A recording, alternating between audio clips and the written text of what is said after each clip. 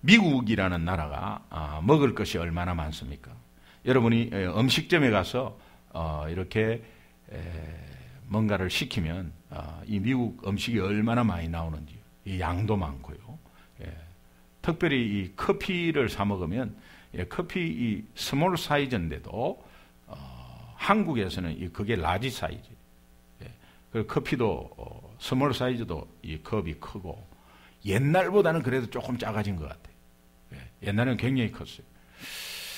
90년대 초만 하더라도 이 맥도날드에 가면은 프렌치 프라이를 시키면 라지를 시키면 바켓으로 나온 거 여러분 혹시 먹어보셨습니까? 먹어보셨어요? 옛날에 바켓에서 나온 바켓으로 이렇게 이 종이 이 바켓으로 해가지고 라지가 그렇게 나왔어요. 우리 한국에서 처음 와가지고 제가 3명이 그냥 프렌치 프라이 라지를 시켰어요. 그러니까 바켓에 들고 있는 거는 우리밖에 없어요. 그래서 창피해서 빨리 2개는 차에 놔놓고 1개 갖고 3명이 나눠 먹었어요. 근데 요즘은 뭐 라지 하면은 뭐 여기 종이 조그만 데다 그냥 주는 거죠. 많이 작아졌지만 그래도 먹을 거는 굉장히 풍부한 나라예요. 그죠? 그리고 세계적으로 가장 잘 사는 나라는 당연히 미국입니다. 미국입니다. 그래서 다른 나라에 비하면 외형적으로 볼 때는 굉장히 풍부하고 또 이 음식 쓰레기 같은 경우에 보면은 4,400만 톤이래. 1년에 4,400만 톤이래. 이게 뭐 상상을 초월하는 양입니다. 이 풍부한 나라가 빈곤율이 15%다. 여러분 혹시 이해가 갈란지 모르겠는데 이 빈곤 가정의 기준은 4인 가정 기준으로 1년에 23,000불, 23,000불 이하가 빈곤 가정인데 여러분 23,000불의 4인 가정이면은 거의 못 삽니다. 여러분. 거의 뭐 단칸방에 원룸에 아니면 아파트에서도 아주 환경이 안 좋은 곳에서 살아야 그게 가능한 거예요. 그래서 4인 기준으로 이 가정이 미국 전체의 15% 이상이다. 그 다음에 아동 빈곤, 이 아동 빈곤율은 21%가 넘는데 특별히 미국에 있는 아이들 중에 5명 중에 1명이 굶는답니다. 있을 수가 있는 이야기입니까? 미국에서. 오늘 우리 주위에는 그렇게 많이 보이지는 않더라도 실제로 미국 전체를 보면은 끼니를 굶는 어린이가 5명당 1명. 그러니까 우리가 이러한 현상을 풍요 속의 빈곤이라고 그러죠. 풍요 속의 빈곤. 맨 처음에 여러분 미국 왔을 때, 뭐 요즘은 뭐 그냥 뭐 강남에서 돈 있는 사람들이 막 오고 이렇게 하는데 처음에 미국 왔을 때, 또 저희도 그랬었습니다. 제가 처음에 미국 왔을 때, 뭐 한국에서는 잘 살았다, 여기는 못 살았다 이런 그런 의미가 아니에요. 한국에 48평 아파트 그 넓은 거 놔두고요. 미국 오니까는 완전 방 조그마한 거 2개 있는 카페트 완전히 막 그냥 냄새나는 카페트 거기서 살았습니다. 그래서 그때 제가 이 미국이 왜 이랬나 싶은 생각이 들었어요. 그리고 또 내가 이렇게밖에 못 사나 말이죠. 막 그런 생각도 들었습니다. 그런데 더 못 사는 사람들이 제 주위에 거기 제가 있던 지역은 주변에 흑인들이 굉장히 많았는데 처음에 메릴랜드 가가지고 그 흑인 옆에 이 흑인 집도 뭐 그보다 더 못 사는데도 훨씬 더 많다는 것을 제가 또 발견을 했습니다. 그러니까 야 웨스트 버지니아를 가니까요. 찢어지게 가난한 정말로 못 볼 정도로 가난합니다. 미국이. 그리고 조금이라도 파티를 하고 생일 축하를 한다 그러면 가장 좋은 게 고속도로 옆에 맥도날드예요. 고속도로 옆에 맥도날드에 가서 아이들을 생일 파티를 하는 게 다 백인들입니다. 다 백인들이에요. 얘네들이 자기 지역을 벗어날 수 있는 유일한 방법은 군대 지원하는 거예요. 군대 지원하면은 자기 이걸 벗어나서 저 켄터키나 저런 데 훈련받고 해외로 나가버리는 거예요. 비행기 타는 거죠, 그냥. 예. 그렇게 하는 것이 미국이 그런 나라입니다. 천차만별인데 이 풍요 속의 빈곤이라는 말이 미국을 두고 하는 말이 아닌가, 그런 생각도 해봅니다. 제가 왜 이런 말씀을 드리냐면 이 풍요 속의 빈곤을 경험하고 있던 교회가 1세기의 라오디게아 교회였습니다. 이 교회는 지금까지 살펴본 소아시아 7교회 가운데 이 서머나 교회가 있었습니다. 서머나 교회와는 정반대에 있던 교회였습니다. 이 서머나 교회를 향해서는 하나님이 내 환난과 궁핍을 안 오니 네가 가난하고 찢어지게 가난하고 어렵고 궁핍하고 해도 실상은 네가 부요한 자다고 하나님이 서머나 교회에 말씀하고 있습니다. 그런데 이 라오디게아 교회를 향해서는 우리 계시록 3장 17절을 보면 이렇게 말씀하고 있습니다. 같이 한번 읽어보시죠. 시작. 내가 말하기를 나는 부자라 부요하며 부족함이 없다 하나 네 공고한 것과 가련한 것과 가난한 것과 눈먼 것과 벌거벗은 것을 알지 못하는도다. 계시록 7교회 마지막 교회인 이 라오디게아 교회를 향한 주님의 메시지. 풍요 속에 빈곤을 누리는, 네가 겉으로는 풍부하지만 네 속은 가난하기 짝이 없다는 거예요. 겉으로 미국을 보기에는 굉장히 부자고 잘 사는 나라고 세계에서 제일 잘 사는 나라라고 하지만 그 속에 쑥 들어와 보면 그렇게 빈곤하다는 거예요. 오늘 우리의 영적인 상태나 생활상은 우리가 전체적으로 뭐 잘 살고 돈 있고 아니면 먹고 사는 것 같지만 안쪽으로 쑥 들여다보면 영적인 가난은 이루 말할 수 없이 빈곤하다는 하나님의 말씀입니다. 라오디게아 교회는 주님 보시기에 신실하지 못한 교회였던 것 같습니다.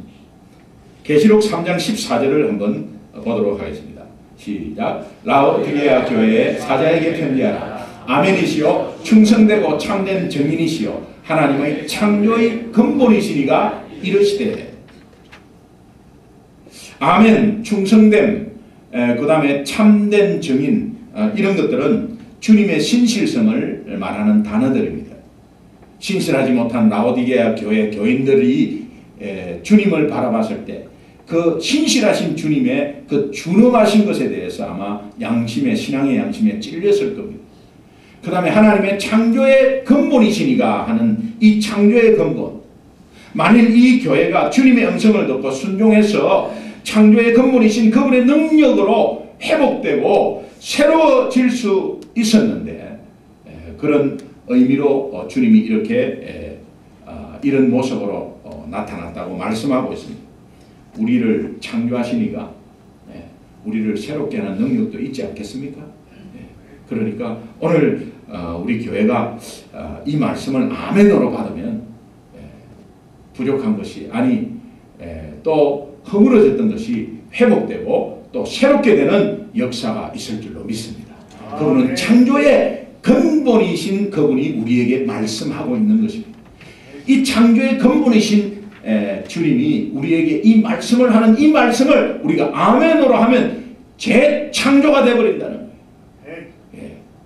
재창조되어서 2013년 맞이해야지. 2013년에 가서 창조된다는 것은 우리가 그 다음에는 우리가 창조돼서 앞으로 이제 나갈 전진하는 일이 남았지. 2012년에 모든 것을 정리하고 또 다시 한번 새롭게 하고 2013년이 가서 새롭게 되는 것이 아니라 오늘 이 마지막 주일에 다시 한번 새롭게 하는 결단의 역사가 있기를 주님의 이름으로 축원합니다. 라오디게아 교회를 향해서 이 주님이 덥지도 차지도 않아 미지근해서 쓸모없게 된 온천수와 같다. 그렇게 말하고 있습니다. 여러분, 주님이 소중한 교회는 쓸모없어. 이제 필요 없다. 이렇게 말하면 어떻게 합니까? 내가 너를 토해낸다는 의미거든. 촛대를 옮기겠다. 자, 그러면 우리 개인한테 한번 너 가만히 보니까 너 쓸모없어. 그러면 천국 못 들어간다는 의미거든요. 너 쓸모없어. 그리고 내 입에서 너를 토해내겠다. 이 말씀을 내가 만약에 들었다 한다면 굉장히 충격적인 말이에요. 근데 누구한테 하느냐? 미지근한 사람한테 말하고 있는 거예요. 예수를 알고 예수를 진짜 믿으면 미지근할 수가 없다는 거예요.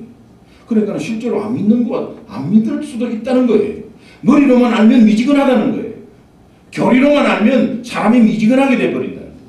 근데 분명히 살아계신 하나님을 알면 뜨거워질 수밖에 없다는 거예요. 근데 미지근한 사람한테 이렇게 주님이 말씀하고 있다는 걸 여러분 어떻게 받아들이세요? 주님이 주시는 이 책망을 통해서 사실은 너 필요 없어 이렇게 하는 것보다 정말 하나님이 얼마나 사랑하면 그렇게 살면은 나중엔 내가 토해낼 거야. 그러니까 그렇게 살지 마. 그러면서 너를 내가 살린 하나님의 자녀로 삼은 이상은 너를 끝까지 내가 붙잡고 있을 거야. 너 절대 그렇게 살면 안 돼. 라는 주님의 애절한 절규의 음성이에요. 하나님의 사랑으로 받아야 돼. 이 책망이 하나님의 사랑으로 받아야 돼. 그렇게 되기를 바랍니다. 아멘. 첫 번째 그 책망을 우리가 들어보겠습니다. 열정이 식어버렸다. 열정이 식어버렸다. 여러분 어떻습니까? 혹시 먹고 살기 바빠서 열정이 식어버렸습니까?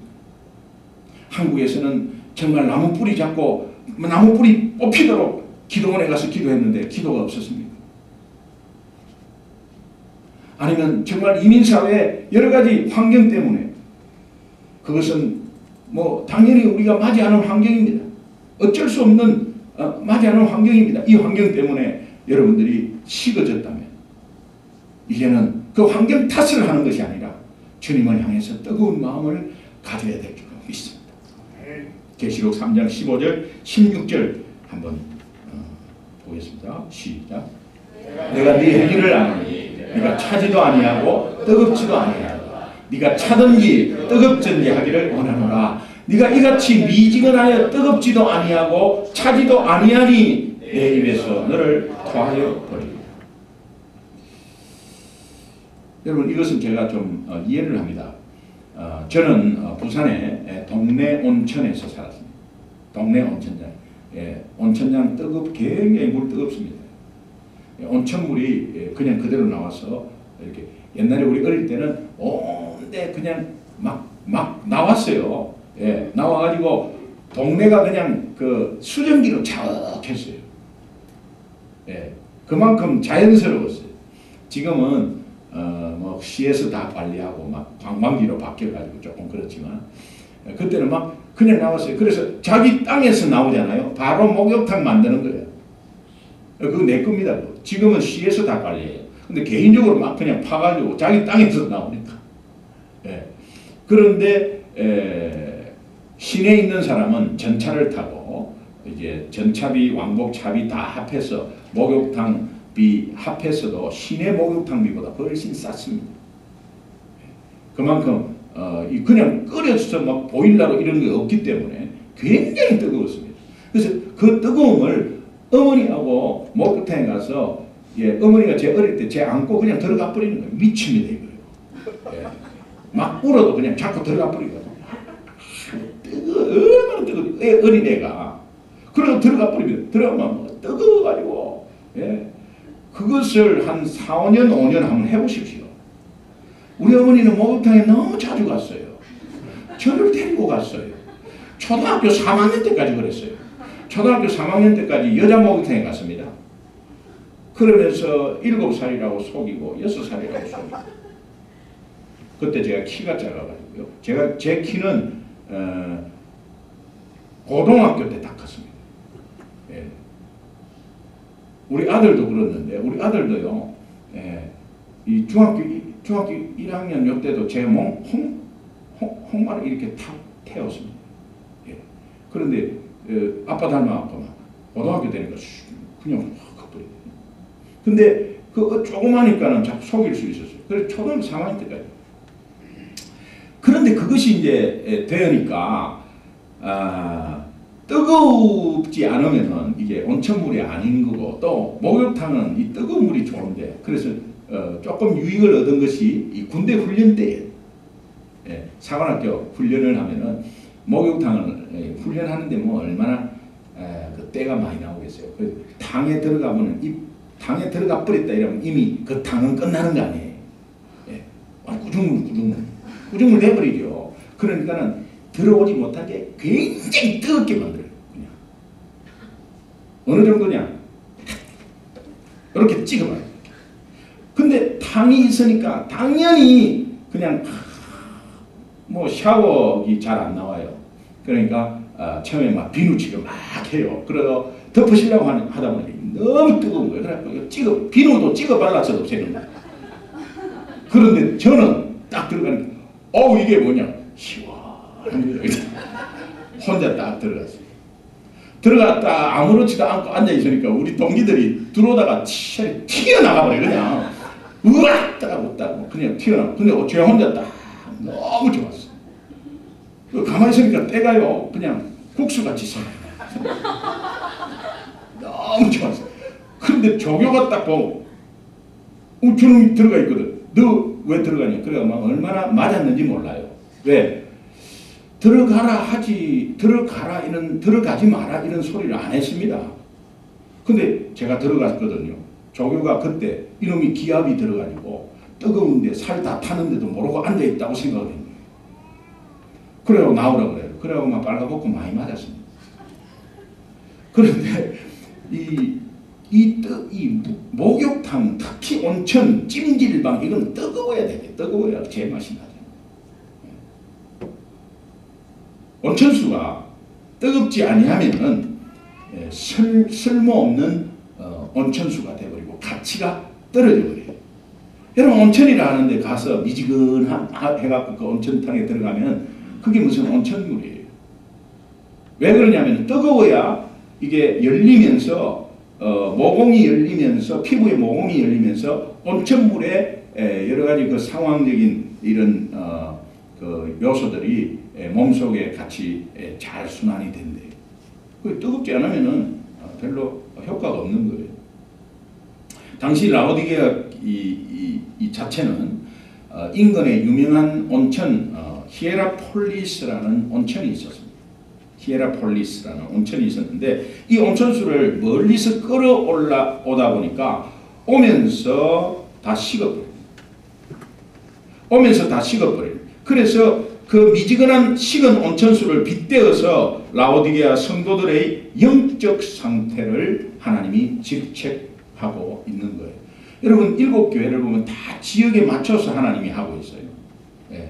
근데 여기는 온천이 있기 때문에 그래서 원래 온천의 그 가치가 떨어진 것처럼 우리의 성도들에게도 내가 너를 쓸모없다고 할 것이다.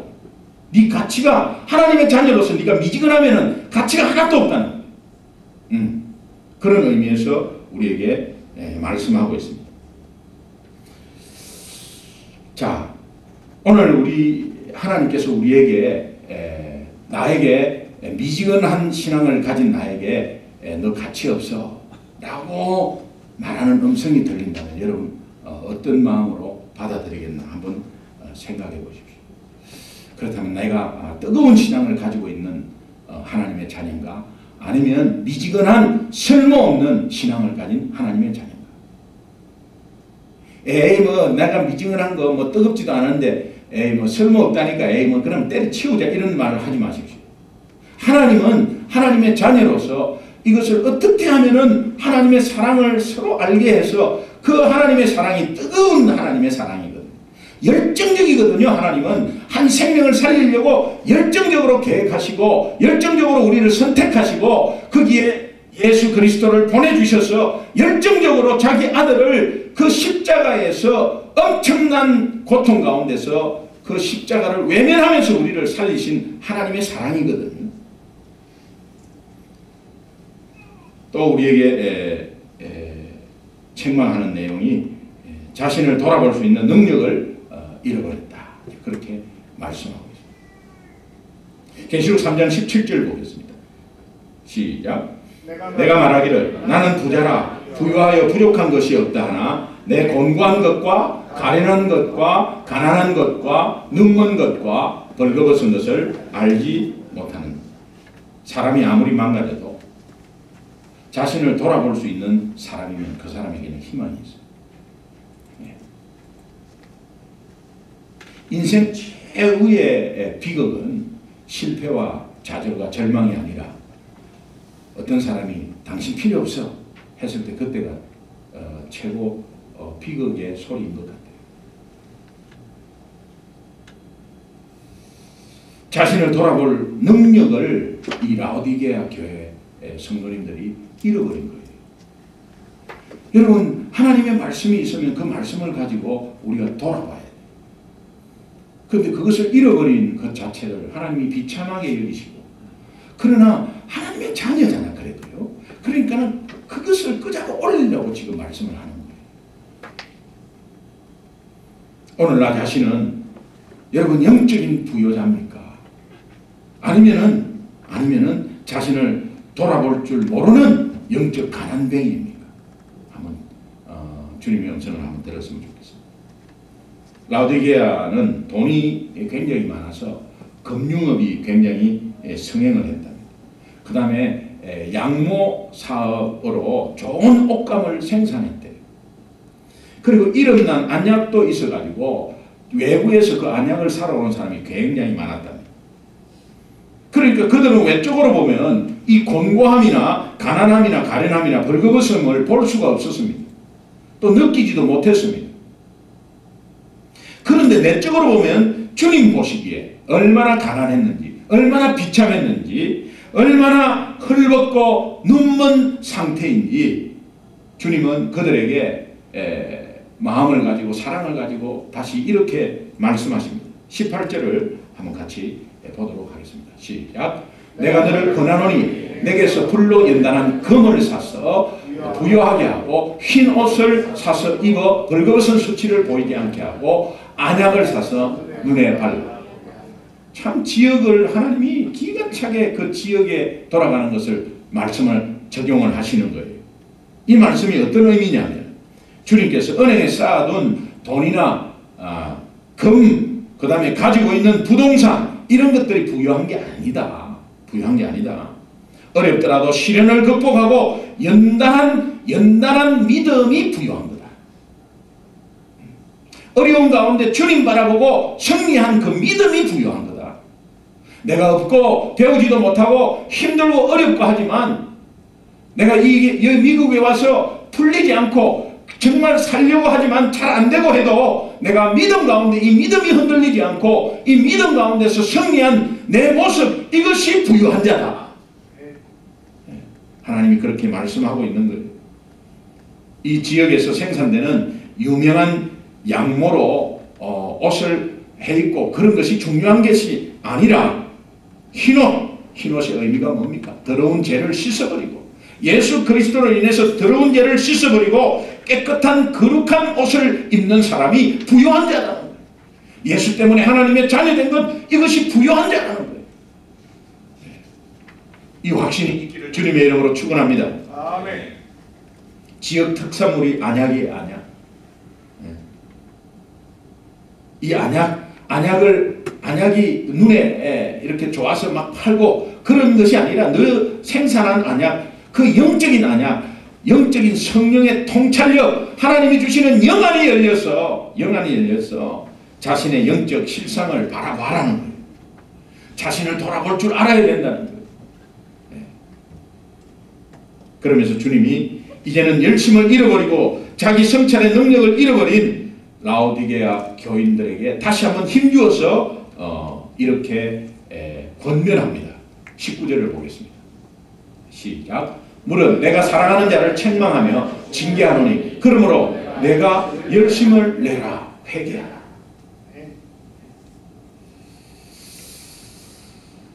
저는 이렇게 여러분들에게 같이 주님의 말씀에 힘입어 이렇게 권면하고 싶습니다. 2012년 식었던 열심, 2013년 시작부터 이제 주님 향한 열심을 회복하기를 바랍니다. 옆에 사람한테 한 번만 인사합시다. 예, 우리 회복합시다. 회복합시다. 예, 열정을 회복합시다. 아니 내년에 좀 쉬려고 그랬는데 예, 사역을 하고 안 하고 그런 것을 말하는 게 아니에요. 주님을 향한 내 열정이 식지 않길 바랍니다. 예, 내가 봉사를 하고 안 하고 그 말씀을 하는 게 아니에요. 주님을 향한 열정이 식지 않길 바랍니다. 내가 세상이라는 수도관을 날마다 통과하면서 세속과 타협하고 세속에 물들어서 덮지도 차지도 않은 믿음이 되어버렸다면 회복하라는 거예요. 회복하라는 거예요. 왜 그렇습니까? 주님 앞에 가치가 크게 떨어진 사람이 되어버리기 때문에. 하나님의 자녀라고 하지만 겉으로는 하나님의 자녀인데 내 속에 가난이 있다면 하나님의 자녀로서 가치가 떨어졌다고 하니까. 그러면 나중에 그것이 계속 가면 하나님께서는 너 쓸모없다 라고 말하니까. 그러면서 주님의 입에서 토해낸다고 하니까. 하나님이 우리를 너무 사랑하셔서 그렇게 되지 않기를 바라는 마음으로 그렇게 말씀하고 있는 것입니다. 그러면 열심을 회복하려면 어떻게 해야 합니까? 열심을 회복하려면 저는 바로 나는 죽고 예수로 사는 것입니다. 예수로 하는 것이 아니라 사는 것입니다. 나는 죽고 예수로 사는 것이 결국은 내가 열정을 회복하는 지름길이다. 내가 살아있기 때문에 내 자아가 있기 때문에 내 생각으로 가게 돼 있고 내 생각은 세상과 타협하게 돼 있고 내 생각으로 가다 보니 처음에는 뜨겁다가 가면 갈수록 식어져 버리는 거예요. 여러분 어떠세요?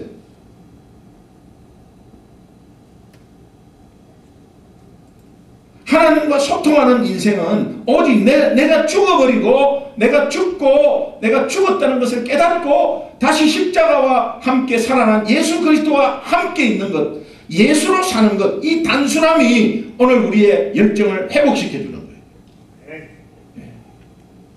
단순해집시다. 복잡하게 생각하지 마시고요. 나는 죽었어. 그러나 예수로 다시 살았어. 그래서 예수와 함께 사는 것이야. 이것을 계속 리마인드하면 내 가슴에 하나님의 사랑 가운데서 열정이 회복될 줄 믿습니다. 열왕기상 18장 21절은 한번 같이 먼저 읽어보시죠. 시작.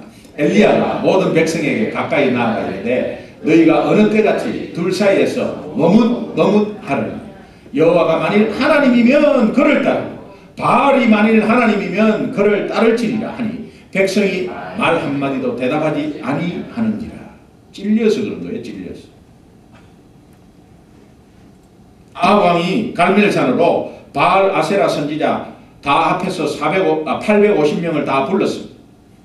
850대 엘리야 1, 850대 1로 지금 싸우고 있는 그 싸움의 장으로 시작하는 장에 이스라엘 백성들이 그걸 보면서 뭔가 하나님의 사람 엘리야를 도와야 되는데 850명의 바알 아세라 선지자가 있으니까 그쪽이 이길 것 같거든요. 그러니까는 머뭇거리는 거예요. 이거는 미지근한 신앙이에요. 머뭇거리지 마세요. 머뭇거리면 안 된다는 거예요. 그러니까 하나님이 진짜 하나님이면 이쪽으로 와갖고 뜨끈해지든지 아니면은 그냥 세상이 좋으면 세상 속에서 완전히 차가워지든지 그렇게 하라는 거예요. 자녀가 말을 하도 안 들으면 넌 내 새끼 아니야. 내 새끼 되든지 말든지 하라. 이 말은 되지 말라는 뜻이에요. 하나님이 차갑든지 뜨겁든지 하라. 차가워져 버려. 이런 말이 아니라는 사실 아시죠? 뜨겁게 되라는 거예요. 뜨겁게 되라는 거예요. 왜 머뭇거리면서 주춤주춤 하고 있냐는 거예요.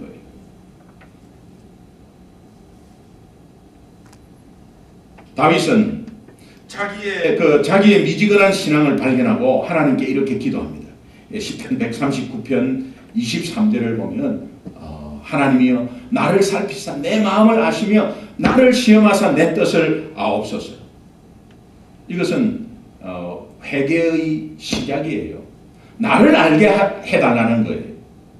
이게 얼마나 참 겸손한 기도입니까? 하나님이 나를 알게 해달라는 거예요. 세상의 거울에 비추어서 나를 보는 것이 아니라 하나님의 말씀의 거울에 비추어서 나를 보는 거예요. 세상의 경험의 거울에 비춰서 나를 보는 것이 아니라 세상의 경험에 비춰서 나를 보면 내가 초라할 수 있어요. 경험상 보니까는 안 되거든요, 나는. 근데 세상의 거울이 아니라 말씀의 거울에 비춰서 나를 보면 하나님의 자녀로 하나님이 인도하고 있는 모습을 볼 수 있다고요. 그래서 우리가 힘을 내는 것입니다. 여러분, 나를 살피시고 나를 알게 해달라는 이 기도를 성령의 도우심을 받는 기도를 꼭 하시기 바랍니다.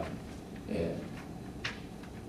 그렇다면 결론적으로 우리 소중한 교회가 1세기 라오디게아 이 교회에서 배워야 할 청사진이 무엇인가? 그것은 하나님과 소통하는 교회. 따라합시다. 하나님과 소통하는 교회. 하나님과 소통하는 교회. 예, 하나님과 소통한다는 것은 뜨거운 열정이 회복되는 거예요. 하나님 소통하면 회복되게 돼 있어요. 예, 그럼 어떻게 소통해야 됩니까? 소통하는 방법이 뭡니까? 여러분, 이 소통은 친밀한 의미거든요. 친밀하다는 거예요. 여러분, 가족 간에 왜 친밀하지 않아요? 소통이 없기 때문에. 일방적으로 지시하고 일방적으로 고함 지르고 일방적으로 이야기하기 때문에 그래요. 그럼 자녀들은 이야기 안 합니다. 그러나 소통은 친밀감으로 서로 같이 대화하는 거예요. 서로 대화하면은 다 내놔요. 그러면 소통하게 되면 친밀하게 되는 거예요. 자녀가 어릴 때는 그렇게 엄마 아빠 좋아하잖아요. 그런데 다 그 갖고는 왜 서먹서먹하고 그 거리가 있죠? 소통 안 했기 때문에 그래요. 소통 안 했기 때문에. 네. 소통 안 하면 서로를 이해 못하고 자기 주장이 세워지고, 예, 그래서 다툼이 있고 부딪히게 되는 거예요. 교제도 없습니다. 예수님과도 마찬가지입니다. 하나님과도 마찬가지입니다. 주님은 소통 없는 나에게, 주님은 소통 없는 라오디게아 교인들에게, 소통 없는 이 교회, 이 땅의 교인들에게 함께 소통하자고 애절하게 말씀하고 있습니다. 그것이 계시록 3장 20절이에요. 너무도 잘 아는 말씀이에요. 같이 한번 읽어보시죠. 계시록 3장 20절 한번 보겠습니다. 자, 20절 같이 보겠습니다. 시작. 볼지어다 내가 문 밖에 서서 두드리노니 누구든지 내 음성을 듣고 문을 열면 내가 그에게로 들어가 그로 더불어 먹고 그는 나하고 더불어 먹으리라. 주님이 문 밖에 서서 두드리는 거야. 예, 이거는 예수 안 믿는 사람에게 말하는 게 아니에요. 예수 믿는 사람에게 주님이 막 두드리는 거야. 예, 문을 열어다오. 그래서 내가 너와 함께 친밀하게 교제하고 싶어. 너는 나로 더불어, 나는 너로 더불어 먹고 싶어. 계속 문을 두드려요. 왜 문을 두드려요? 우리는 왜 문을 열지 못합니까? 그 안에 내 자아가 가득하니까 하나님이 들어갈 데가 없는 거예요. 계속 문을 두드리는 거예요. 그리고 내 고집대로 또 하는 겁니다. 또 내 생각대로 또 하는 겁니다. 그러니까 여러분의 마음의 문을 주님이 계속 열고 두드리고 계세요. 그분이 내가 예수님을 영접하면 그분이 나와 함께 있는 분입니다. 함께 있는 분인데 내 옆에서 계속 문을 두드려요. 나는 그분을 영접했다고 하면서 영접을 안 하고 있어요. 그래서 문을 두드려요. 우리 같으면 몇 번 두드리다가 손 털고 가버립니다. 하나님이 끝까지 두드리고 있는 이 애절한 절규의 소리를 우리가 만약에 듣는다면 열정이 회복될 수 있어요.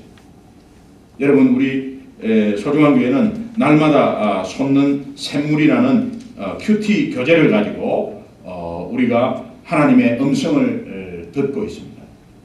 여러분, 요 1월달 교재가 나왔습니다. 사랑방 순장을 통해서 다 나눠주고 있고, 사랑방에 속해지 혹시 않는 분들이 있다면 말씀해 주십시오. 예. 이것이 매일매일 여러분 하나님과 영혼의 양식을 먹기 시작하면 그때부터 이 하나님과 소통하게 돼요. 예. 하나님의 음성을 들려주는 걸 듣게 되고 그것에 대해서 순종하게 되고 그럼 뜨거워지게 되어 있습니다. 두 번째는 기도입니다. 기도는 영혼의 호흡이라고 하잖아요. 숨을 쉬어야지 숨을 쉬어야지 살죠. 하나님의 뜻을 이루기 위해서 하나님은 우리에게 기도라는 도구를 주셨어요. 기도는 서로 대화하자는 거 아니에요. 서로 대화하자는 거예요. 같은 입장에서 하면 대화하자는 거거든요. 그러면 기도로 하나님이 우리에게 기도를 하면 하나님은 천사를 통해서 그 기도를 금그릇에 담아서 천사가 하나님께 가져가는 거예요. 가져가면 하나님이 협력하시고 그것을 응답하는데 그 응답의 기쁨을 또 맛보아야 되잖아요. 소통하는 거예요. 소통. 계속 소통하는 거예요. 소통하는 가운데서도 말씀 가운데서 하나님이 또 다시 한번 주면서 말씀은 성경 자체가 하나님의 말씀은 교훈과 책망과 바르게 함과 의로 교육하기에 유익하다고 그랬어요. 하나님이 우리 길을 인도하시고 우리를 잘못된 걸 또 다른 데로 이렇게 가지 못하도록 인도하시는 그 방향이 말씀과 기도라는 거예요. 여러분 저는 내년 시작하면 여러분이 될 수 있는 한 새벽기도 승리하시기 바랍니다. 될 수 있는 한 새벽기도 승리하시기 바랍니다. 이게 유스트가 안 돼서 그래요. 새벽에 깊은 은혜가 있습니다. 또 날마다 샘솟는 샘물로 이 새벽에 큐티를 하면서 이 새벽 기도를 하니까 여러분이 더 풍성하게 더 받을 수 있습니다. 혹시 나오지 못한 분은 아침에 일어나서 조금 30분 일어나서 집에서 큐티 꼭 하십시오. 꼭 하십시오. 두 번째 우리 금요 성령 집회입니다. 그건 기도의 자리거든요. 그러니까 여러분이 마음껏 기도할 수 있도록 기도의 장을 여는 곳이니까 여러분이 와서 기도 같이 하는 시간을 가졌으면 좋겠습니다. 우리 소중한 교회가 말씀과 기도가 살아있는 교회, 또 말씀과 기도로 하나님의 살아계심을 증거하는 교회, 또 말씀과 기도의 이 균형이 다 맞아서 말씀하고 성령이 인도하는 그런 균형 있는 교회, 바로 하나님과 소통하는 교회 아니겠습니까? 오늘 주님께서 여러분 문 앞에 두드리고 여러분 마음의 문을 두드리고 있는지 모릅니다. 이 음성을 듣는다면 여러분 마음의 문을 조금 열고 주님을 같이 받아들이면서 정말 나는 죽고 예수로 사는 그런 인생이 열정이 있는 인생, 소통하는 인생, 하나님과 소통하는 2013년이 될 줄로 믿습니다. 이 은혜가 우리 함께 다 있기를 주님의 이름으로 축원합니다. 기도하겠습니다. 하나님 감사합니다.